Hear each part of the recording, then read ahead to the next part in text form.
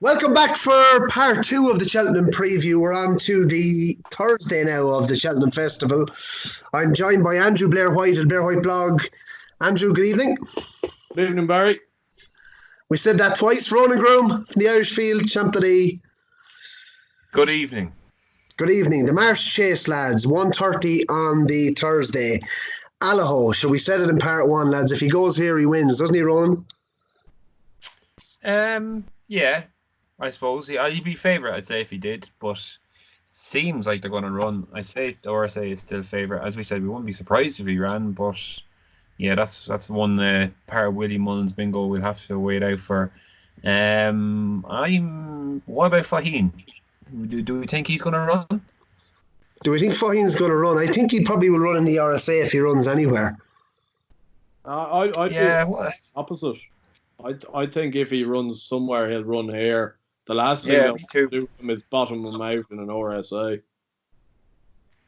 Yeah, plus the fact he's a dual grade 1 winner now over this sort of distance. You kind of blend in both what he has, the stamina and speed. And why won't they not run here? I just don't get the kind of skeptical of nature. Why wouldn't they want to run? Like he goes well at Cheltenham. It's his track.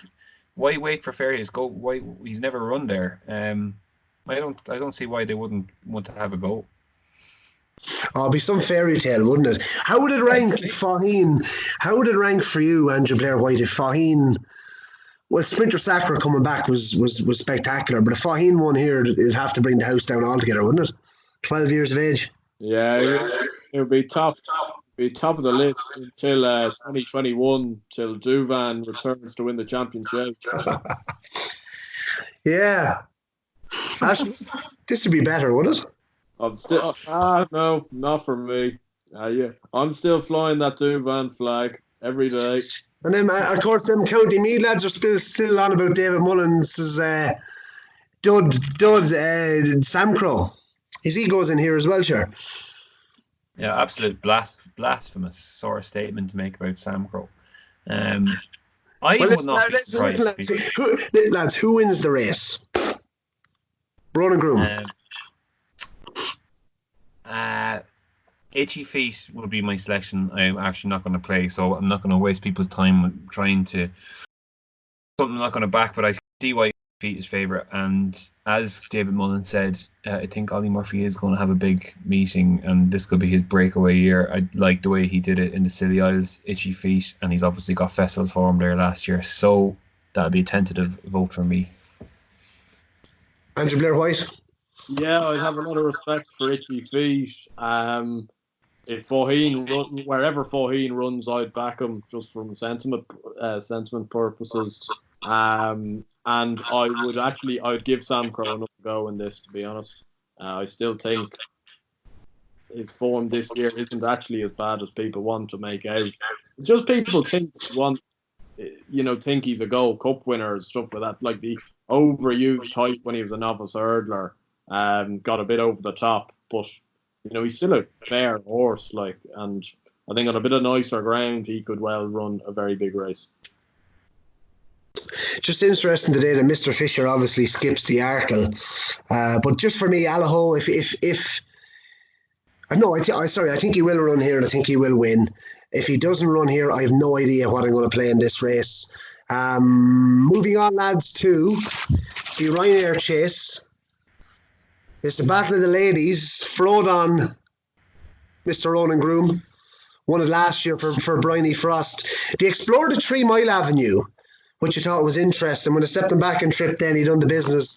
I just think Cheltenham is his track. I think he'd be hard to beat. Yeah, I agree with you completely. Everything you said there. He's the 3 mile thing. Fair enough. He won the Cotswolds, but they tried it again this year. I just think stick to it. After he won the Ryanair last year, that they just decide let's just keep him to Cheltenham and this track. Messed around with him a bit. Obviously, Aintree wasn't ideal. That was the low sun, and there wasn't much fences that he could jump, which is his main asset basically. And then just probably ran into two very, very good horses in the Betfair Chase. Back in form at Kempton, where he's seen off top notch. I think that's very good form. Top notch around Kempton is a good animal. He's seen him off, and then Keeper Hill's come at him late, and he's seen him off as well. Look, he's got the course and distance form. He won this race last year. I just thought at the prices.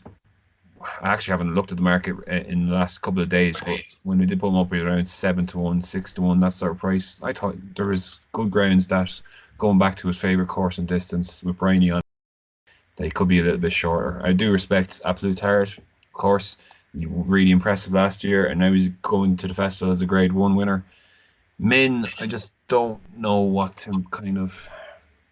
Sometimes I just think he could be overrated, and sometimes I think he's a machine. I can't really put my finger on it. So yeah, Frodon for me. I think just that there's a little bit of leeway in his price there, around 6-1, 13-2. Andrew Blair White. Surely if Chacun Poursuit is the certainty that we say is for the Queen Mother Champion Chase, that APlusTard or Min, it has to go one way or the other here. And which way, in your opinion, does it go? I'd be siding with Min myself. I personally think APlusTard is one of the worst prices of the whole week, to be honest. At 2s, I think that's a useless price. I understand he deserves to be near the top of the market, but I just can't understand how he deserves to be 2s. As we discussed when we were talking about Chacun Poursuit, he beat him when he was 50% fit. As for Min, got within a couple of lengths of him when Chacun was probably 80% fit. So I think there was more merit actually in Min finishing second to him than APlusTard beating him over Christmas. I'd be worried about Frodon. I can see this race turning in that Frodon and Min will jump the last together, and I hope Min will go by, but I'm not sure whether he will or not, because Frodon is a very gutsy battler. He absolutely loves this course and distance, but I would side that Min can maybe just about get by him, and Paul Townend will win the Ryanair Chase. Well, Ian Bustiaman said about 5 things, I think, on the Cheltenham preview night in Dundalk the other night that he agreed with, and one of them was that Min will turn in looking like he's going to basically do the devil and all, and he'll fold. Simple as that. Well, Min doesn't seem to be that Cheltenham horse. He's 9 years of age now. I think the last race might have taken an awful lot out of him as well, especially at his age. With Chacun Poursuit, as I said already, I think it was a hell of a race. If it was decided one of either Min or APlusTard, I probably would go with APlusTard based on he's going there fresh. Rachel, obviously, won on him there last year, course and distance. I think there's probably a little bit more improvement from him. I know Desi Scala really likes APlusTard for this race, but look, for me, like Frodon is going in with a similar profile. That he's coming here fresh. He's multiple course and distance winner, and just the way he jumps, I just love Frodon's jumping. I think he jumps exceptional. I think he'd put a lot of them under pressure, and I think he represents, like Ronan said, the best value here at 5-1. The one thing I would say actually about riders on the Storm, I think he has improved so much, and obviously that's an obvious statement. His surname absolutely cooked, and I think Sam Twiston Davis said he rode that race to beat surname, not to win the race, and that's obviously where he lost out. But when you have Traffic Fluid coming, he must have been a fair tired horse when you have Traffic Fluid coming to do him, and it looked like he was going to win at the last, but for falling Traffic Fluid. So I think only 26 days turnaround. Anyone that's fancying riding on the Storm, and I know that Frank Hickey was a massive fan, and I'd just be very, very worried. That's a very short. What would your thoughts be on that, Ronan? Riders on the Storm, 26 days after such a hard race at Ascot. I mean, he was absolutely knackered there late on in heavy ground. It's just not the ideal preparation, is it? No. He's racing against Surname there, who wouldn't have had Cheltenham in his agenda. Like all the kind of Cheltenham horses obviously dodged that race. because it's so close. I do get what you're saying. He's hugely progressive, and he has been very good this year. And it is a good point to make that he went out and he went out. Sam Twiston David was very much concerned with surname there, and he had him beaten, and then had to kind of deal with all the two other horses, I guess, with the held up horse who was ridden very well on the day, Traffic Fluid. Yeah, but I'd be 26 days later off running that sort of heavy ground in what looks a fair Ryanair now with APlusTard, Min and Frodon there. I just thought he was short enough. I think he's in, was he 7 or 8 to 1? Yes, yeah. 7 to 1. Yeah. Now, let's come on to the stairs hurdle, and I feel as though I'm going in for a second round with Tyson Fury here now at Andrew Blair White, as he's about to tackle me now on Paisley Park, which is another horse I suppose I've been keen to take on throughout the year. 4 to 6 now, Andrew, and is there anything to take this man, or are you just going to put him in all your multiples? Yeah, he's a horse that at that price, he's not really worth backing in singles or anything like that. He's probably the type of horse that you can find on some of these, some websites and stuff like that are putting them up in these enhanced multiples and stuff like that. That'd be more something I'd be interested in. There's no point taking him on because you know he's going to win the race. The one I would back without the favourite would be Warren Greatrex's Emitom, who I think is just a very good stayer. His jumping is not brilliant, but the likes of Somerville Boy, City Island, Penn Hill, all of these look to me like they could be very windy in the finish, and Emitom will be galloping, and I think he will chase home Paisley Park. There's a couple of old flames in here, Andrew Blair White. City Island, Penn Hill, Ronan Groome's Apples Jade. He's probably going to put her up, Ronan is. But anyway, we'll come to him in a second. Just on Emitom, though. What's that? Yeah, a few of the favourites in there with City Island and Penn Hill and stuff like that. But yeah, no, I do agree with you with Emitom. I think he is very interesting. He was disappointing when finishing 6th on his first run back of the season, and must have been a very, very fat horse because he drifted like mad in the betting. I know that day.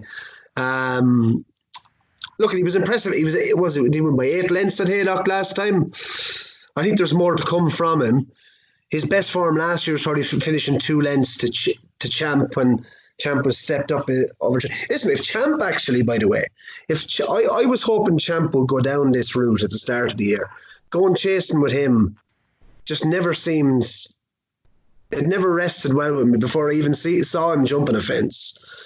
Based on that form, Champ's form last year, look on that basis, then you're bringing maybe City Island into it, who I know support has come for him. But Emitom, for me, I think if the ground remains maybe soft throughout the week as well, I'd be especially interested in him. And look, he is progressive. Warren Greatrix knows how to train a stairs hurdle winner with Cole Harden, Gavin Sheehan back in here. Look, he looks the dirty each way bet of the week for me, Ronan Groome. I don't know what your thoughts are. Yeah, so I don't have a huge opinion on the race. It's always been a market that Paisley Park is dominated, and it's hard to take him on. Yeah, Warren Greatrix obviously performed in the race. Whatever about taking him on to win, there has to be good each way value in here. How many is going to line up? Like you're going to definitely get over 8 runners, and I'd say you could get over 10 runners here, with the majority of them probably going to be 50 to 1, 33 to 1. Has to be value in Emitom here each way.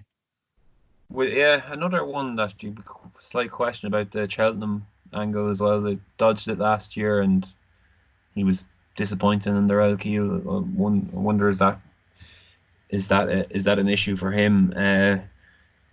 What about Apples Jade? What about an Apples Jade Sam Crow double? How about that for old flames? For old time's sake, the old flame double. Yeah. Look, it's she'd be funny if she did actually run well. Just the the way she's gone this year, but you couldn't be backing that with any sort of confidence. Yeah, look, I'm not going to waste time here, Barry. It's not a really had a good go at, so Paisley Park will win. So where is she going to get covered? Do you know? She's Galileo or something. I think Keith Donoghue was saying last night. So. Oh, right. But I'm not sure if he was messing there or not. But yeah, be interesting. He'd be doing well, wouldn't he? Anyway, anything in the handicaps or anything else on day 3? Andrew Blair White, we'll start with you. Yeah, 3, just one for each of the handicaps, I suppose. In the Pertemps, I think a horse is going well under the radar is A Great View of Dennis Cullens. He ran in the same race as Relegate at Punchestown last time out. It was actually in front of Relegate, but Relegate got all the press and A Great View's got none of them. And they fancied the pants off this horse a couple of years ago when it came 6th to Delta Work. And it made a terrible mistake at 2 out and finished like a train. I think he's come in for a bit of market support today, I see. I think he'd have a chance. The Brown Advisory, it's not a overly original selection, but Simply the Bets will win this. This race usually goes to a class horse. Road to Respect won it. The Storyteller won it. Simply the Bets will be a single-figure price for the Ryanair Chase next year. He's well above being a 149 horse. And you'll love this one, Barry, in the Kim Muir. A nice little Paul Nolan horse in here. Fitzhenry. James was telling me that Barry Geraghty came in the last day after he stopped to a standstill at Leopardstown and said the horse would have hacked up. He hasn't gone up because of that. I think he has a great chance in here. He's the main JP horse, which means Derek O'Connor, I suspect, will ride him. Who said that, Andrew Blair White? James Nolan. Oh. Brother to Ball and assistant trainer. He's gone straight into the notebook. Fitzhenry, Roaring Bull. Anyway, Storyteller, lads. It's non-original. Everyone's going to know about the bloody horse, but I think he's probably going to win the Pertemps. £16 lower over hurdles than he is over fences, and Busty was quite keen on him as well. So Sire de Burla is obviously in here for the same connections, and I know Relegate was definitely the talking horse or the one for money last week. Everyone seemed to be putting Relegate up, but I just think the Storyteller, if any saw the run at Leopardstown, Jesus, Davy Russell. And Davy Russell, the last time on a preview night that I heard Davy Russell as, I suppose, I don't even have a word to describe it, he just basically wanted to move over the subject straight away, was when presenting Percy. He was asked about presenting Percy at a preview night in Waterford. It was the big one that John Frankham was on, Ronan. Do you remember that preview night in Waterford? Yeah. It was on every single year. And he was asked about presenting Percy. He was going for the Pertemps the same year. Oh, he's a terrible handicap, terrible mark. He's very badly handicapped. And the horse comes out and wins by what did he win the Pertemps by? Yeah, he won, yeah. Same situation with the Storyteller when he was asked, basically, nothing up his sleeve. Now, how can you say that about the Storyteller? He's £16 lower over hurdles than he's over fences. So Russell wanted to just get on to the next horse. He didn't want to be asked about that too much. I think the Storyteller will win the Pertemps. And that's, I suppose, really it. What is it about you and Simply the Bets and your favourite gallant John Joe, Andrew Blair White? What happened to gallant John Joe today? He got run out of it. Very disappointingly. Took it up going towards the last. I thought we were going to go well. There's just certain horses that when they give you a good day, like that's probably my one weakness as a punter, is I'm very sentimental with horses that do well for you. Like Ronan was saying with Super Sunday, when a horse does you a few good turns, I can't not back it the next time. And Simply the Bets was probably my best 8-point to play winner this year when he won last time at Cheltenham, and he was seriously good. The horse he beat is 4-1 fav for the novice handicap on the first day. And he just looks like a really progressive horse. And I think 149 is actually still, I'd say he's got £10 in hand. Fair enough. Lads, listen, let's move on to the Friday, the Triumph Hurdle. It's a race where there's going to be plenty of pace on. Ronan Groome, we highlighted the other night. There was plenty of mixed opinions, I suppose, on the race, but everyone seemed to come down on the fact that maybe Solo was a lay at the prices. Yeah, I've taken him on all day. Solo, that 157 is absolute fantasy handicapping, as I heard. I think it was Paul Keeley used that phrase, fantasy handicapping, about Solo being 157. Yeah, look, the time just tells you all you need to know there. They crawled around and he's just sprinted away. Look, he could win. And obviously, you know, when you slag a horse off for his price, it's like you're not taking the horse. You know, it's just the fact that he's 3-1 or 7-2 when he should be maybe, I don't know, twice that price. But that doesn't mean he can't win. He's still a 7-1 shot if you do think that. It's just you don't want to play at the price. I thought Frank Hickey made a brilliant point when he was trying to explain Aspire Tower the last day, what Rachel was doing with him. I'd advise anyone to go and look at our video there on Champ.ie on Frank Hickey when he's talking about Aspire Tower, just trying to train the horse to settle properly, and that's why that's what the Leopardstown run was all about. And he was pretty sure that he'd go on and win by 3 lengths on the day. Look, it's not ideal to be coming into the race off a fall, but I'm kind of coming around to that sort of analogy. The pace in the race is going to be unreal. That's why I was interested in the Wave of the Sea, who might be able to come through late. So I'll be looking at him each way. Like you have Allmankind who's going to blast up there. Aspire Tower won't be far away from him. Goshen as well. Like surely this sets up for something to come off the pace. And a Wave of the Sea might be the horse to benefit from that. But yeah, Aspire Tower would be my win selection, I think. Well, Andrew Blair White, I have to, I suppose, highlight. First of all, everyone, the common, I suppose, analysis was that there's so much pace in this race that something is going to come from the clouds here.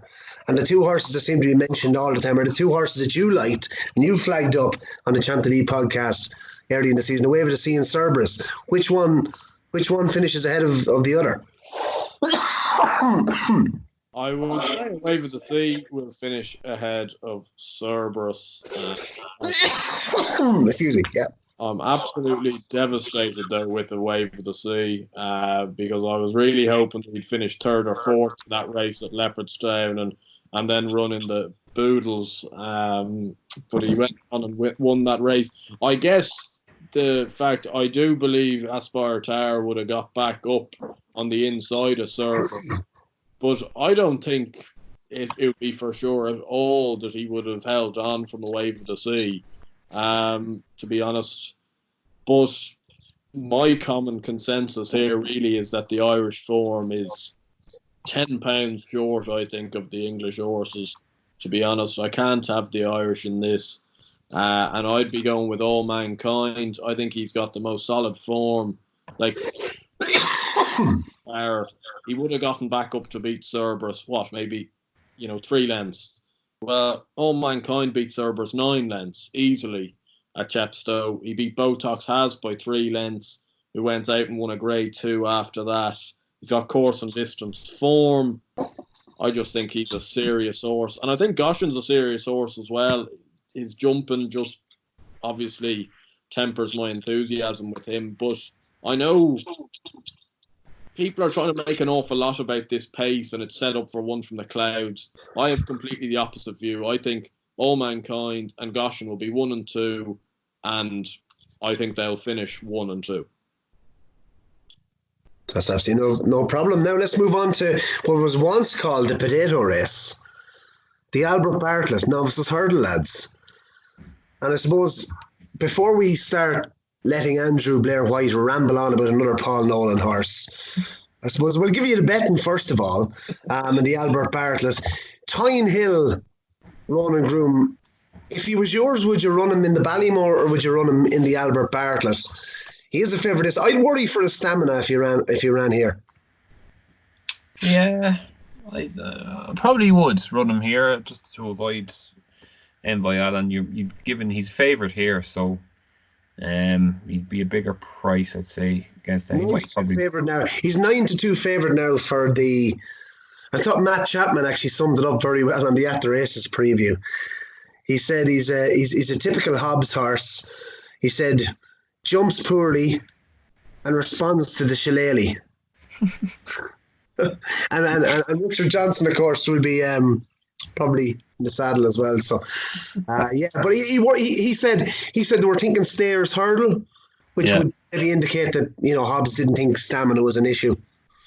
Yeah, yeah. So that's promising, I guess. If you're and he's unexposed, he's not done nothing wrong this year. But he's favourite, but he's 9-2 favourite. It's an open race.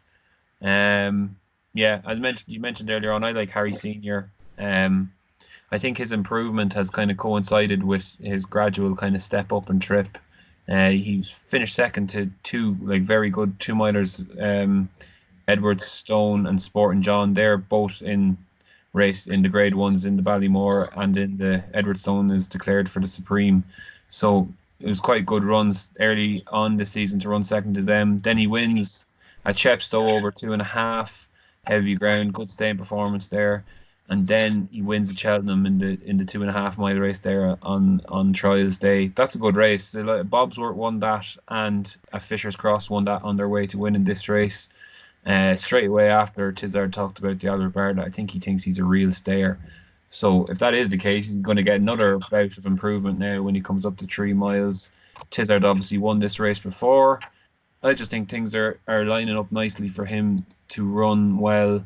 And the other one I wanted to put up at a huge price, the Cashel Man, who's been jocked up here. So I'm presuming he is going to run. The Cashel Man was only beaten probably a length and a half by Time Hill earlier on at Chepstow. His last race, the reason he's such a big price was his last race. He needed Stewart's Inquiry to win a 3-runner novice hurdle at Bangor, but there was absolutely no pace there. What he needs is a big field, big pace. This is a horse who's finished 4th in a Cesarewitch. He needs a big field, big pace, and I think he could run a lot better than odds of 50-1 suggest, especially considering he's only a length and a half behind the current favourite for the race, Time Hill, when they ran in the shallow hurdle at Newbury. So they would be my 2 against the field. Well, just the one thing that I suppose has been mentioned this season is the strength and depth of some of these novice races. Now, obviously, the Ballymore looks like it's going to cut up a little bit here, but there's at least 10 horses in here that you could say can win this race. And I think the one thing about the Albert Bartlett, with the exception of last year, Manel Endo, is you need a horse with plenty of runs and plenty of experience. Time Hill for me, Monkfish, Willie could have three runners in here. And the one I like in here is Janadel. I think he's very, very interesting. He's ran 3 times this season, 3 times, twice in a handicap. He won his maiden as well. I think was it at Tipperary? Am I right in saying? Janadel. He went up the north, Tipperary. He bet time. He's been very, very progressive. 125. He started off the season on 125. He's now 149. I think back up in trip. He's gone up, as I said, 29 pounds in the handicap. He's unbeaten in 3 this season. I think the step up in trip, the track, the likely, I suppose, soft in the ground and the trip, I think will suit him. And one thing I will say as well is he's the most gorgeous set of ears. I saw him up in I saw him twice, saw him at Fairy House. I think he's lovely. I think he's an absolutely brilliant bet for this, lads, by the way. At 14-1, there's been a small bit of money for him, but I think he's a good bet, actually. Andrew Blair White. Yeah, I'd be staying for. I do like the latest exhibition, but actually at the prices, I would like Fury Road more. He bombed out in a bumper at Leopardstown last year as well on this day when he was quite well fancied.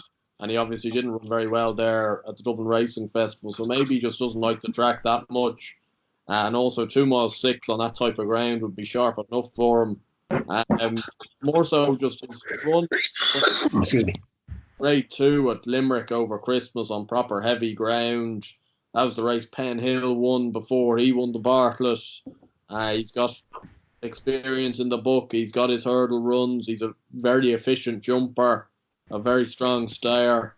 And I just think at the prices, he's actually better off than Leighton's exhibition, considering he was even staying on at the end of 2-6 at Leopardstown. So I'd take those two to confirm that race was a good race, and I'd have those two against the field.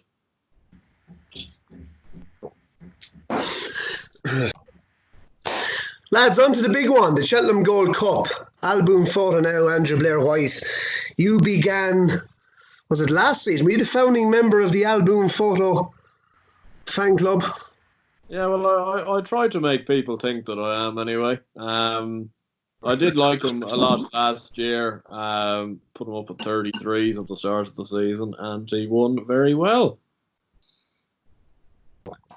Fantastic video of you shouting him over the last at Cheltenham. Reminded me of when I backed Coney actually, twin as a novice to win the Gold Cup, and I was doing the Mouse Morris in the Lexus, first lieutenant, the whole way up the run in. But yeah, listen, lads, this year's Gold Cup, it looks, Ronan, actually, I must comment, because you were down on Willie Mullins, and Willie, I think, suggested to you that it wasn't as good a Gold Cup this year. Well, he didn't think it was as good a Gold Cup this year as it was last year. I'd have to disagree with the great Willie Mullins on this one. I think it is a much better Gold Cup. I think it's a much deeper Gold Cup. And I agree with a lot of people in what they're saying, that Santini seems far too short. He's joint favourite now with some firms for the Gold Cup. And if you look down the lines, then you have Delta Work, Lost in Translation. Clan Des Obeaux is way down the list here. A dual King George winner. Kemboy presenting Percy Bristol Demai. Jesus, this looks like a good Gold Cup, Ronan Groome. Yeah, I kind of see where he's coming from, as in it's a lot of horses stepping up in trip, and the second season horses who you're not completely sure about yet. Like, you think Lost in Translation is definitely going to stay 3-2. You think Santini's definitely good enough. He probably hasn't shown it so far this season that he is. Delta Work presenting Percy and Kemboy. The blanket could have covered them jumping the last at Leopardstown. Is that form good enough? I can see where he's kind of coming from. I'd probably say it's a slightly better race, with all that said. There's seven horses rated over 170 in the race. Yeah, I suppose. What was it last year, I wonder, for the... I actually don't know that, but yeah. I wouldn't think it was a sorry. Yeah, look, it probably is as good. It's going to be hard for Album Photo to come back. It always is hard for the horses who've won the Gold Cup to come back and defend it. But as Willie's rightly said, the horse is back. He's well. They've followed the exact same route as last year. He was probably as impressive as he was at Tramore as he was last year. He's been there and done it. He's the course distance form and everything. You know, obviously they've all been training for the Gold Cup, but like, he's had the lightest campaign with a view to training him for the Gold Cup. So the whole season has revolved around him coming back here to win. I think he's the right favourite. Look, Clan Des Obeaux is interesting. I get that people will rightfully point to his 0-5 record at Cheltenham, but I don't think he's as bad in Cheltenham as people let on. Like, he did finish second in a Bet Victor, I think, off top weight. He's a much better horse now, and he's a much better horse than last year, I think. And he was fifth last year. He was only beaten 9 lengths. I know the record is bad for horses coming back. Native River obviously was able to do it, but horses coming back to win after being beaten in a Gold Cup isn't great. But he's trained by an absolute genius of a 3-mile chaser. He's had one go at him with the Gold Cup. He's had a sighter, and now he's changed a few things around. Not running him at Ascot this year. He's had more impressive in the King George. I wouldn't be surprised if Des Obeaux is bang there, jumping the last again. And I suppose the question is, can he hold out up the hill? We'll find out. But at around his price, I think he's 7 or 8 to 1. I thought he was, maybe offered a bit of value as well. So I'm getting it hard to really nail my colours to his mast. But the more I think of it, the more he will actually be my bet on the day. Des Obeaux. Ronan, we're after going through about many races now, and it seems like you just don't want to know about it after Asterion for lunch. As Desi Scal says, you could be gone home after half one on Tuesday. Yeah, that's it. That's it. Yeah, after Honeysuckle, you might reach. What's that? Well, after Honeysuckle wasn't declared for the champion hurdle, that kind of really. Right, we'll move along swiftly. Andrew Blair White, who you signed with in this in this Cheltenham Gold Cup. I'd be siding with Album Photo again. The more and more I look at this market, the more and more I believe there is not a single horse that has the right price for one reason or another. I think Album Photo should be shorter, Santini should be larger, Delta Work should be bigger, Lost in Translation should be a lot bigger, Des Obeaux should be shorter, Chemboy should be bigger. Like, you could just go on. Like, I see Chris's Dream here is 14 to 1 with Paddy Park. Give me a 40 to 1 about Chris's Dream, and I still wouldn't touch him. I just think the Irish form this year, like that Savills Chase, the Irish Gold Cup, I just don't think it's good enough form, to be honest. I agree, Andrew. Yeah. I think, like, Chemboy was banking fences down the back in the Irish Gold Cup and got within a length of Delta Work, with Delta Work kind of tying up near the end. I'm not a big Santini fan myself, but I think he'll confirm places with Delta Work from last year's RSA. I don't see any reason to suggest why that wouldn't stand up, especially over 2.5 furlongs more. But I just think Album Photo's the best horse in the race, to be honest. I think Des Obeaux is the second best horse in the race. You just have that nagging feeling about him staying. But I think he looks better this year completely than he was last year.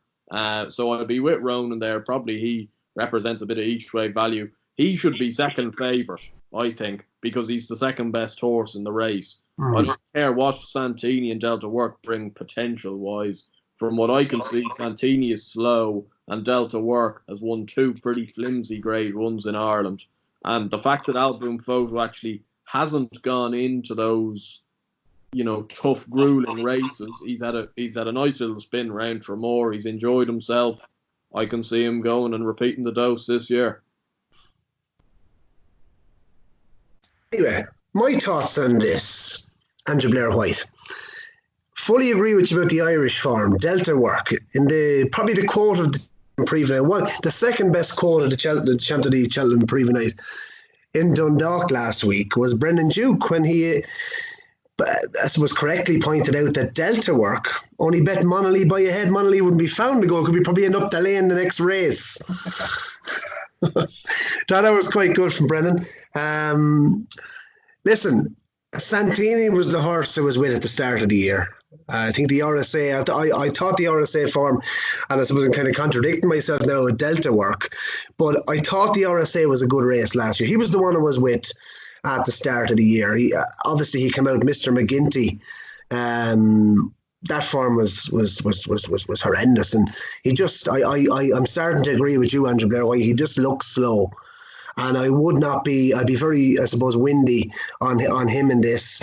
I think Frank Hickey made a good point about Album Photo in that it's tell me, I suppose, a Gold Cup winner that's been able to come back fit and healthy the following year and actually contest it. And I suppose with the preparation, the same preparation again, it does look ideal. He's obviously ran in Tremor. He's going to go here fresh. Lost in Translation is the one I don't know what to make of, because if he turns up the same horse as he did at Haydock when he bet Bristol de Mai, when Ronan Groome told us all if he bet Bristol de Mai around Haydock, he should be 6 to 4 favourite for the Gold Cup. So if he turns up in that form, I think he's a major player, and 6-1 now. You can probably get bigger out there. I mean, look at. He said, has he had a wind operation lost in translation? I don't think he actually has had one. No. So that may be a worry that they may not have, I suppose, solved the problem, and he is on tried at the distance. Whereas Cam Des Obeaux, I agree with both of you guys. I think at the moment, at the prices in this race, Clan Des Obeaux represents serious each-way value. And Brian Flanagan actually was at a preview night, the same one that Davy Russell was on, a Statback Great One in Swords every year. And in fairness to Brian Flanagan, made a very good point. Tell me the last King George winner the last winner of the King George by the same day, like 27 lengths, that goes off 8-1 for a Gold Cup. It's crazy. And it may have been a weaker King George this year. You know, I suppose his surname hasn't come out in Frank the form, and sure, Footpad has been sold to America. So the form doesn't look wonderful, but I will give him another chance. I think he is a very big price at 8-1, Clan Des Obeaux. And just based on last year, I heard Kevin Blakeson, he might be rode a lot differently this year. Dropped in, and you know, with Harry Cobden on his back, you know, ridden with more patience, and that's, I'd be willing to give him another chance here. The other one actually is Kembai, and I know you were mad for Kembai at Christmas, Andrew. David obviously pointed out that he was very fat, and this, you may see a lot of improvement from Kembai. And sure, David could be riding the horse, so that'd be a fairy tale. Couldn't have presenting Percy whatsoever. I was with him the last day and he completely disappointed. But as I said, Clan Des Obeaux, lost in translation, is the interesting one if he did return to that Haydock form. And I put it up in the group the other day, lads, that there may be a 1, 2, 3 for the English here, and the Irish might be going home with the tail between their legs. I don't know what your thoughts are on that, Ronan. What about Real? Well, why was he pulled up the last day? That's what I'd love to know. I think it was very suspicious, was it? I wouldn't say suspicious. I think they don't know what happened. They bombed. I thought he wasn't going to Cheltenham. He's in the Ryanair as well, obviously. And I'm only joking, really. Obviously, 6,600 to one shot here. I agree with what you're saying. And Clan Des Obeaux, like you mentioned, the tactics as well. That's my main angle with him. You give someone like Nichols a top class 3 mile chaser, right? And you give him one go at a Gold Cup, and he had that last year, and he's run 5th. And he's got him back this year. You give him another go with Nichols, and he's changed a few things around. You know, I have every confidence that Nichols can find the key to him and get this horse to run a huge race in the Gold Cup. So that's just my angle. 8-1 is a good price. I think. Yeah, I think the key thing for me is, and I actually didn't mention it, is actually going fresh. I think missing Ascot is the big thing for me.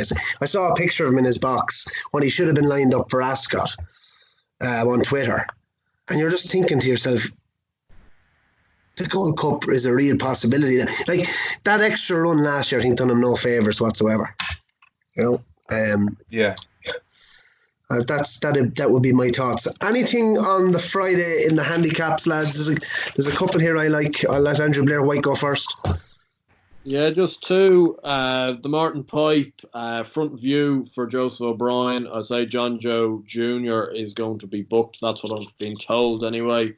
I think he's being lined out for this race. He ran a nice race last time where we had one of our nice JP 5-2 morning price, 15-2 starting price ordeals down in Thurles, and he ran accordingly under a tenderly written instructions. I think he's got a nice mark of 139.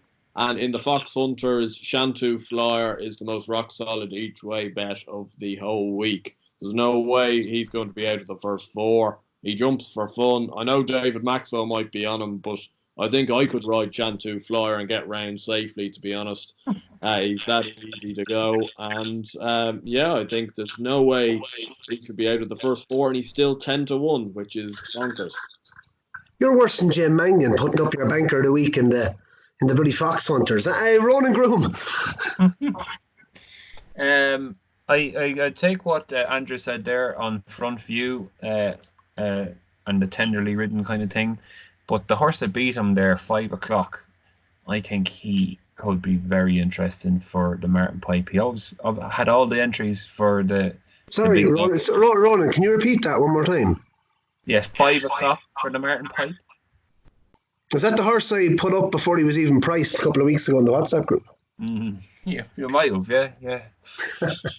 Go on. Are you accusing me of just following you blindly again? No, go on. Make my point. Make my case for me. Go on.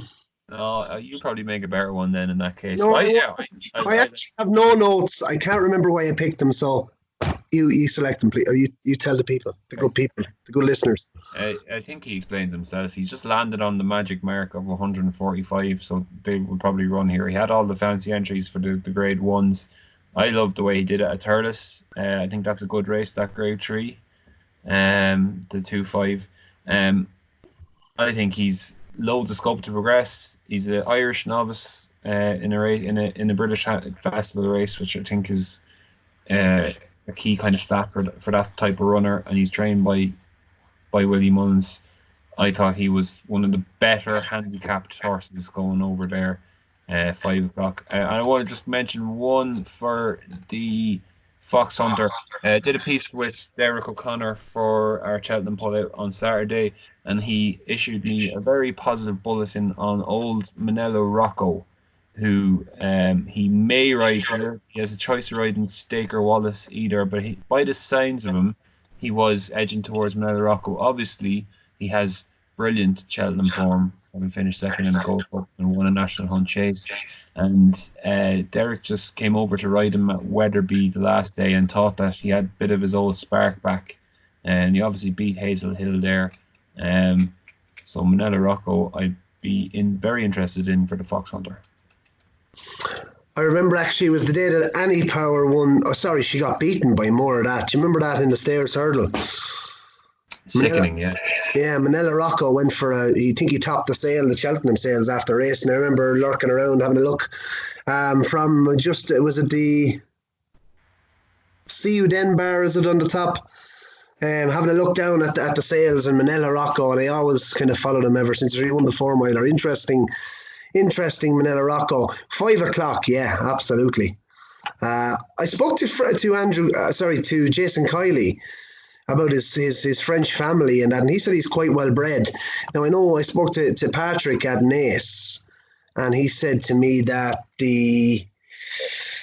5 o'clock he's improving all the time, and I'd him flagged up for this race. I thought he was right. That race at Thurles seems to throw up, I suppose, horses that are likely to go for the Martin Pipe. I think, was it Don Poli ran in that race? Yeah. And there was one other horse as well, a Willie's.